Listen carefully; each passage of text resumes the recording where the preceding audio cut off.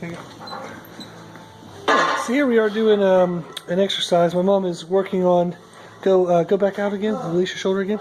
So she's working on contracting the inside muscles of her shoulder blade, which is tightness we would need in the squat and bench press. So don't bend your elbow at all, and go ahead and just squeeze this. Good. Now hold that.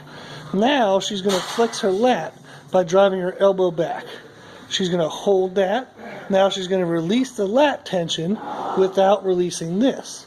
This is raising her awareness that this tightness and lat tightness are different. So now she has that release, but this stayed tight. She's going to drive back again, drive back and hold.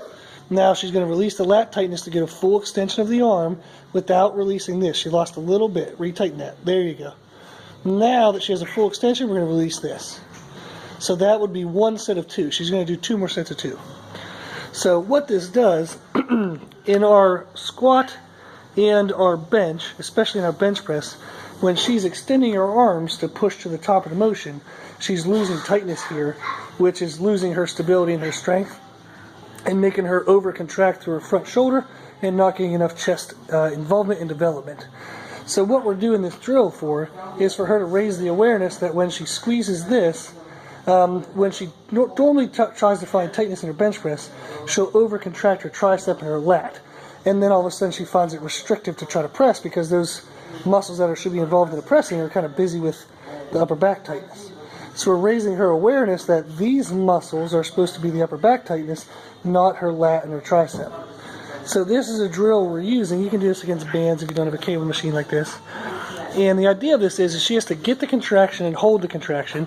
While she's holding it, she's getting 2 extensions, just like you would do in a press. And then we're letting her have a release to see if she lost the tension or not at that point. Excellent job. Okay, so now what we're doing is we're putting together with both arms. So now that we can figure it out with a single arm, she's going to keep both of these areas tight now as she extends the arms. She doesn't want to lose this, but it would be the full extension just like in a barbell press or something. So again, she's going to pull back. She's going to extend the lats, loosen the lats without loosening this. And this is raising her awareness that these are involved in bracing and the lats are not. So go ahead and loosen. Good. That's what you want. So again, pull back in. Now hold that tight as you drive back with the lats. Drive, drive, drive. And then we extend while not losing this. Don't lose it. That's okay. Just counter the weight on the cable. Stay tight, tight, tight. So if you look from this position, this would be like her to lock out of a bench press. She'd be bringing the bar down by squeezing her lats and keeping super tight, and then she'd want to press up, and to do so she has to let her lats loosen to press, but she doesn't want to loosen this, and that's what we're having is she's loosening the midline, the mid-back when she's pressing. So this is teaching her that she can in fact extend her upper arm without losing this. So this is the opposite motion in the sense of like a press, we're actually pulling, but the pulling sensation gives her weight loaded here, where the press she would just be flexing on her own. So this gives her an external stimulus to be able to feel these muscles with. So that's the idea now. So our goal would be to be able to perform this exercise correctly, and then once she can, we'll get her to flare her upper arms out like she would in an actual press, and get the mechanics closer and closer to a real press. Then we would start pairing this with dumbbell presses and having her mimic the same sensation on the pull exercise here as she would mimicking the pressing exercise. Cool. Okay, we're back to the double exercise. So she's going to pull back. Good. She got a good squeeze here. Now she's going to pull back like she'd be resisting the barbell coming down. Now she's going to let her upper arms extend just as if she was pressing without a release here in the mid-back. Now she'll do it again, pull back. Good, tightness just like the bottom of a bench press. Now she's going to keep this tight as she would be pressing upward and extending her arm. Perfect. Then we have her go ahead and release so she can feel that there's a release. And she might feel one side was more released than the other, but this gives her a comparison in between the reps. So she does 2 reps in a row where she stays tight, which mimics how we want that to happen in a bench press. So she's going to come back again. Now she's going to release again, staying tight. This is exactly what we want to happen in a bench press. Then we have her go ahead and release everything, again to see if she had partially lost it, or see a comparison from side to side. So go ahead and go again, Mom. So again, that's the idea of what we're trying to mimic here. So if somebody has a shoulder blade positioning issue, so maybe on their bench press, like as they lift up, they're getting a lot of pain in the front of their shoulder. That could be because they're letting their back open up. They could be benching unevenly, and that could be because one side is coming loose versus the other side. There's a lot of issues that this would come up for, and this is one exercise we could use to identify the muscular positionings and the responsibilities that each muscle has, and opening up the person's ability to then call on each muscle individually and in the sequence that they would want.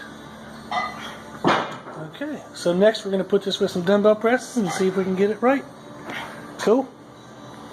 Okay, so here we are setting up now for some dumbbell presses, and she's going to set up with a normal sequence of getting the back tight in mid-back, then she kind of shoves up, gets her lats and her arch tight.